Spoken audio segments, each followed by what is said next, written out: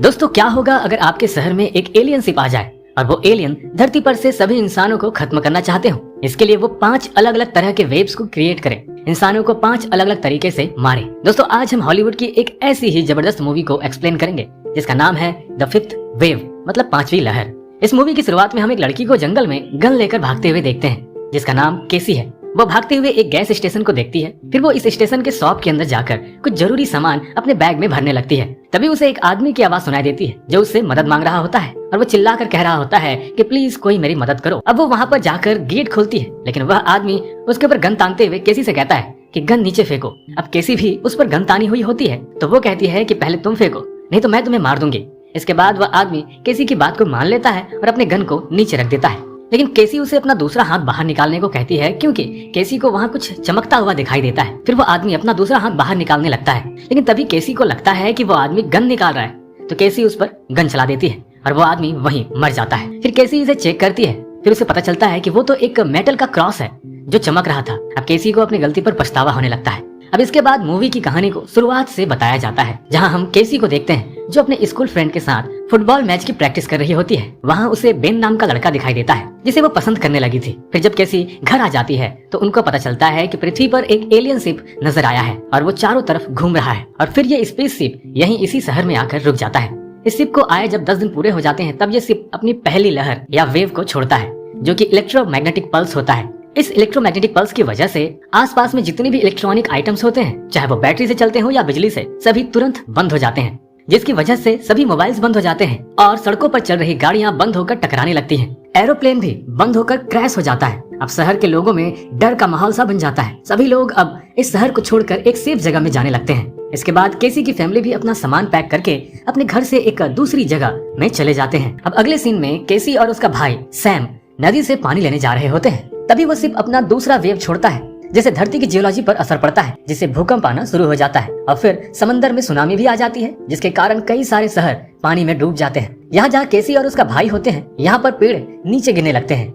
फिर वहाँ से वो लोग बचकर एक सेफ जगह पहुँचते हैं। अब केसी समझ जाती है कि वो ज्यादा दूर तक नहीं भाग पाएंगे, इसलिए वो दोनों एक पेड़ पर चढ़ जाते हैं और सुनामी खत्म होने तक वहीं बैठे रहने का फैसला करते हैं। और धीरे धीरे वो सुनामी पूरे शहर में तबाही मचा देती है, जिससे बहुत सारे लोगों की मौत हो जाती है। इसके बाद एलियन अपना थर्ड वेव छोड़ता है, जिसमें वो पक्षियों के जरिए एक वायरस फैला देता है, जिसमें भी बहुत सारे लोगों की मौत हो जाती है। केसी की मॉम जो कि एक डॉक्टर थी, उनकी भी इस वायरस की वजह से मौत हो जाती है। दूसरे सीन में हम देखते हैं कि केसी के डैड और उसका भाई अपना सामान पैक कर रहे थे। इसके बाद केसी, उसका भाई और उसके डैड रिफ्यूजी कैंप की तरफ चल पड़ते हैं। कैंप तक पहुंचते हुए उन्हें शाम हो जाती है। अब रात को केसी के डैड केसी को साइड में ले जाकर उसे एक गन देते हुए कहते हैं कि तुम इसे हमेशा अपने साथ रखोगे और इस बारे में किसी को बताओगी भी नहीं, और जब तुम्हारी जान को खतरा होगा और तभी तुम्हें इस गन का इस्तेमाल करना है। अब अगले दिन एयरपोर्ट से कुछ जवान उस कैंप में आते हैं। अब यहाँ पर कर्नल वॉच उन सभी लोगों से बोलता है कि हम लोग पीटरसन एयरफोर्स से आपकी मदद करने के लिए आए हैं। ये सुनकर यहाँ मौजूद सभी लोग बहुत ही ज्यादा खुश हो जाते हैं। वो कहता है कि हम सबसे पहले बच्चों को यहाँ से लेकर जाएंगे। इसके बाद वो लोग बच्चों को गाड़ी में बैठाकर वहाँ से किसी दूसरी जगह शिफ्ट करने लगते हैं। केसी और सैम भी उस बस में बैठे होते हैं। तभी सैम का एक टेडी बेयर खिलौना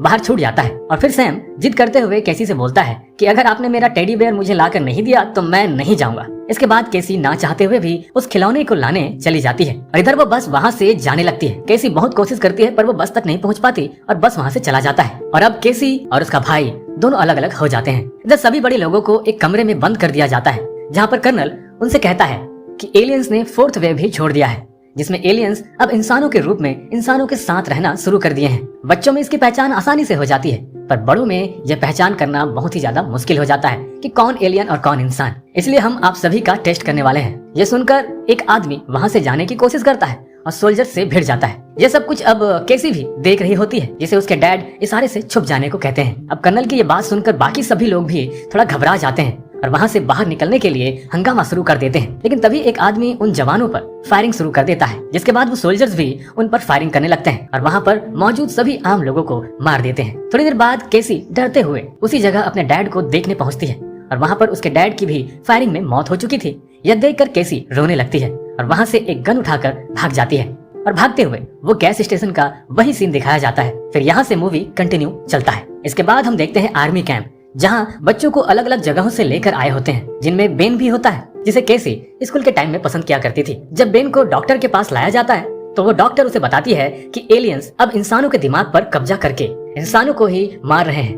हम चाहते हैं कि तुम बच्चे अब से हमारे सोल्जर्स बनो। अब डॉक्टर उसके गर्दन में मशीन द्वारा एक ट्रैकिंग डिवाइस डाल देती है और उसे बोलती है कि अब हम तुमको ट्रैक कर सकते हैं। और इसके बाद वो हर एक बच्चे के साथ ऐसा ही करते हैं और उनके गर्दन में भी वो ट्रैकिंग डिवाइस डाल देते हैं। इसके बाद कर्नल उन सभी बच्चों से कहता है कि तुम बच्चों को अब स्ट्रांग बनना होगा, क्योंकि 5वीं लहर कभी भी आ सकती है, तुम्हें तैयार रहना होगा। अब इसके बाद हम केसी को देखते हैं जो अभी हाईवे पर पहुंची है। अब थोड़ा आगे बढ़ने पर उसे डेड बॉडीज दिखाई देते हैं जिनकी अभी हाल ही में मौत हुई है और उन्हें देखकर केसी समझ जाती है कि यह जगह खतरे से खाली नहीं है। तभी वहाँ पर एक ड्रोन आ जाता है और केसी पर हमला करना शुरू कर देता है और इसी फायरिंग के दौरान एक गोली केसी के पैर में भी लग जाती है, जिससे वह वहीं पर गिर जाती है। लेकिन समय रहते केसी एक कार के नीचे छुप जाती है और बहुत घबरा जाती है, लेकिन वो किसी तरह वहाँ से बचकर निकलती है। लेकिन कुछ ही दूर जाने के बाद वह गिर जाती है और वहीं पर बेहोश हो जाती है। इधर हम कर्नल को देखते हैं जहाँ पर वह सभी बच्चों से कह रहा होता है कि इस वक्त तुम सबको देखकर मुझे गर्व हो रहा है कि तुम सब योद्धा हो, सबसे मजबूत योद्धा जिनकी आज हमको सख्त जरूरत है। और साथ ही वो कहता है कि हमारे इंटेलिजेंस का मानना है कि वो एलियन आज इंसानों पर आखिरी हमला करने वाले हैं और कोई नहीं जानता है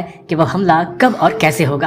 अगर वो एलियंस कामयाब हो गए तो इसके बाद कोई भी हमला नहीं होगा, क्योंकि इंसानों का इस धरती से नामो निशान मिट जाएगा। इसलिए आखिरी हमला होने से पहले हमें लड़ना होगा और हमें अपना बदला लेना होगा। इसके बाद उन सभी बच्चों को ट्रेनिंग देना शुरू किया जाता है और इसके बाद हम केसी को देखते हैं जिसे अब होश आ चुका है और वो डरते हुए इधर उधर देखती है और सोचती है कि अभी मैं कहाँ पर हूँ। तभी उसे किसी के आने की आवाज सुनाई देती है, जिसे सुनकर वो फिर से सो जाती है। अगले दिन जब फिर से केसी सोकर उठती है तो वह अपने बैग में अपने गन को ढूंढने लगती है, लेकिन उसे गन नहीं मिलती। तभी उसे फिर से उसी आदमी के आने की आवाज सुनाई देती है, जिसके बाद वो फिर से सोने का नाटक करने लगती है। लेकिन उस आदमी को शक हो जाता है और फिर वो केसी को बोलता है कि मेरा नाम इवान है और मैं जानता हूँ कि तुम जगी हुई हो और तुम हाईवे पर मुझे खून से लथपथ बेहोश पड़ी हुई मिली थी और मैं तुम्हें अपने घर लाया हूँ। इसके बाद केसी उसे पूछती है कि यहाँ पर मैं कब से हूँ और यहाँ से मिलिट्री बेस कितनी दूर है। इस पर इवान उसे कहता है कि तुम्हें यहाँ पर करीब 1 हफ्ता हो गया है और रही बात मिलिट्री बेस की तो वो यहाँ से लगभग 60 मील दूर है। अब इसके कुछ देर बाद इवान केसी से पूछता है कि तुम मिलिट्री बेस के बारे में क्यों पूछ रही हो। तब जवाब में केसी कहती है कि मेरा छोटा भाई सैम वहाँ पर है जिसे आर्मी लेकर गई है और मुझे किसी भी तरह उसे वापस लाना है। अब इसके अगले दिन केसी उस घर में घूम रही होती है, तब केसी को अपनी गन मिलती है जिसे इवान ने छुपा कर रखा था। इसके बाद केसी को इवान पर शक होने लगता है और फिर केसी अपना सामान पैक करके वहाँ से बिना बताए भाग जाती है और वो थोड़ी ही दूर जा पाती है कि इवान उसे पकड़ लेता है और एक ड्रोन को देखकर वह वहीं पर छुप जाता है। इसके बाद वो उसे लेकर वापस घर आ जाता है। केसी उस पर चिल्लाते हुए बोलती है कि तुमने मेरी गन क्यों छुपाई थी। अब बहुत ही बहस करने के बाद वो दोनों डिसाइड करते हैं कि वो दोनों सुबह सैम को बचाने मिलिट्री बेस की तरफ निकल जाएंगे। अब इधर हम बेन और बाकी बच्चों को देखते हैं जो कुछ ट्रेनिंग ले रहे थे। तभी वहाँ पर एक लेडी आती है और बेन से बोलती है कि कर्नल वॉच तुम्हें बुला रहे हैं। अब बेन कर्नल के पास जाता है जहाँ कर्नल उससे कहता है कि उन्होंने लगातार बड़े शहरों पर हमला करना शुरू कर दिया है और वो उसे एक हेलमेट देते हुए कहते हैं कि इसके द्वारा तुम्हें अपने दोस्तों और दुश्मनों की पहचान हो जाएगी, क्योंकि वो एलियंस बिल्कुल इंसानों की तरह दिखते हैं। ऐसे खाली आंखों से देखने पर हम उन एलियंस को पहचान नहीं पाएंगे। तो अगर इस हेलमेट से तुम्हें ग्रीन दिखे तो समझो वो एक एलियन है। इसलिए हम कल रात 4 स्क्वाड को इस हेलमेट को टेस्ट करने के लिए भेज रहे हैं, जिस मिशन में तुम्हारी स्क्वाड भी शामिल है और पूरी स्क्वाड को वापस से सही सलामत लाना तुम्हारी जिम्मेदारी है। और फिर इसके बाद चारों स्क्वाड को प्लेन के जरिए रवाना कर दिया जाता है। इधर केसी का भाई सैम बेन की स्क्वाड में शामिल था, लेकिन बेन उसे लेकर जाना नहीं चाहता, इसलिए वो उसे वहीं छोड़ देता है। इसके बाद उन सभी लोगों को टारगेट एरिया पर छोड़ दिया जाता है जहाँ पर उन्हें एलियंस दिखाई देते हैं और वह उन पर फायरिंग करना शुरू कर देते हैं। जिसके बाद उधर से वो लोग भी इन पर फायरिंग करते हैं, जिससे बेन और इनकी टीम्स एक बिल्डिंग में छुप जाते हैं। तभी रिंगर नाम की एक लड़की बोलती है कि मुझे कुछ गड़बड़ लग रही है, क्योंकि वो लोग एक बड़े से प्लेन को भी उड़ा सकते हैं और हम जैसे बच्चों की आर्मी से वो डर रहे हैं। कर्नल वॉच जरूर हम लोगों से कुछ छुपा रहे हैं। जिसके बाद वो लड़की अपना डिवाइस निकाल देती है, जिस कारण वहाँ पर मौजूद सभी लोगों को वो ग्रीन कलर में दिखाई देती है। ये देखकर सभी लोग रिंगर पर गन तान देते हैं और उसे बोलते हैं कि तुम इंसान नहीं हो, तुम एलियन हो। इस पर रिंगर बोलती है कि गन नीचे करो, मैं एलियन नहीं हूँ। अगर मैं एलियन होती तो तुम लोगों को बहुत पहले ही मार चुकी होती। ये सब देखकर बेन भी अपना डिवाइस निकाल देता है, जिससे वो भी बाकी लोगों को ग्रीन दिखाई देने लगता है और वो सभी बेन को देखकर डर जाते हैं और उस पर अपना गन तान देते हैं। अब बेन उन सभी को समझाते हुए बोलता है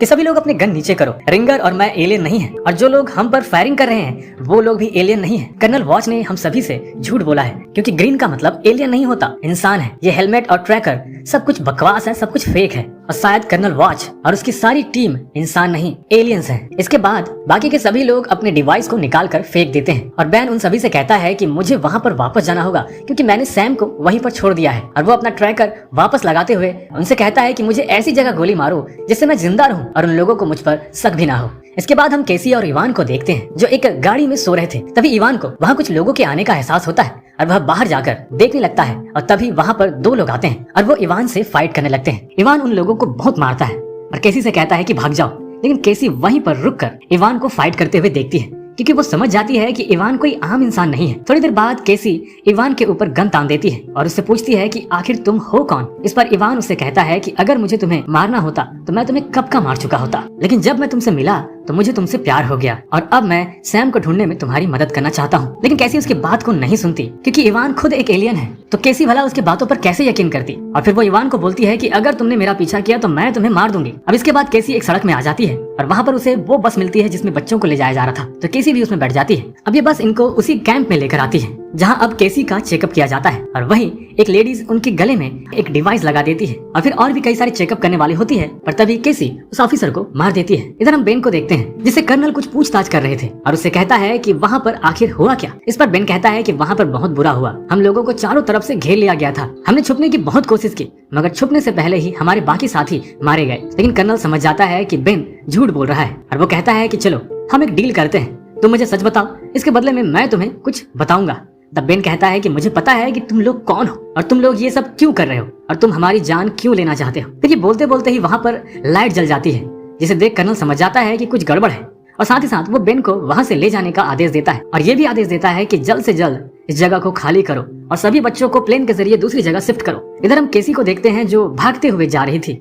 तभी उसे बेन मिलता है और वो उसे बोलती है कि मैं यहाँ पर अपने छोटे भाई सैम को ढूंढने आई हूँ। तब बेन कहता है कि वो लोग सैम और बाकी बच्चों को प्लेन से यहाँ से एक दूसरी जगह पर शिफ्ट कर रहे हैं और हमारे पास ज्यादा वक्त भी नहीं है। इसके बाद वो दोनों लोग वहाँ से सैम को ढूंढने लगते हैं। रास्ते में उन्हें इवान मिलता है, जिसे देखकर केसी उसे पूछती है कि तुम यहाँ पर क्या कर रहे हो। इस पर इवान बोलता है कि मैं यहाँ पर तुम लोगों की मदद करने आया हूँ और मैंने इस जगह पर एक बॉम्ब लगा दिया है और अब से वो 10 मिनट बाद फट जाएगा। ये सुनकर वो सबके सब वहाँ से जल्द सैम को ढूंढने निकलते हैं। अब थोड़ी देर बाद उन्हें सैम दिखाई देता है जो सभी बच्चों के साथ लाइन में खड़ा था और केसी किसी तरह सैम को वहाँ से बाहर निकालती है और बेन के साथ वहाँ से भागने लगती है और उन सब लोगों के वहाँ से निकलते ही एक बहुत बड़ा धमाका होता है। तभी रिंगर गाड़ी लेकर आती है और वो सभी उस पर बैठकर वहाँ से निकल जाते हैं। इधर उस कैंप में कई सारे एलियंस जो इंसानों के रूप में थे, फौजियों के रूप में थे, उनमें से बहुत सारे एलियंस मारे जाते हैं और इसी के साथ ये मूवी भी यहीं खत्म हो जाती है।